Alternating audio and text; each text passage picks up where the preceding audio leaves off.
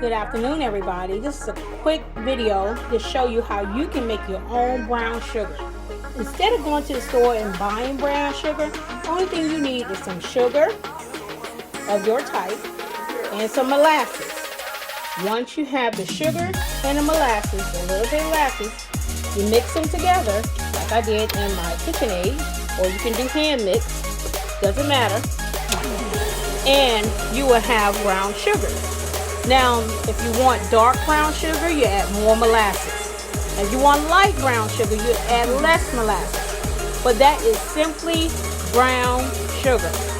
Instead of you going to buy it, keep your jar of molasses and keep your sugar in your household. And you'll always have brown sugar. Be blessed. Have a wonderful day. This is Tish, that's Cooking with Color. Once you have finished your brown sugar, this is I labeled it in my brown sugar jar. And also make sure you seal it, put it in a sealed container, airtight container, so it can stay fresh. And that's your brown sugar. Here's Tish, just Cooking with Colors. Be blessed.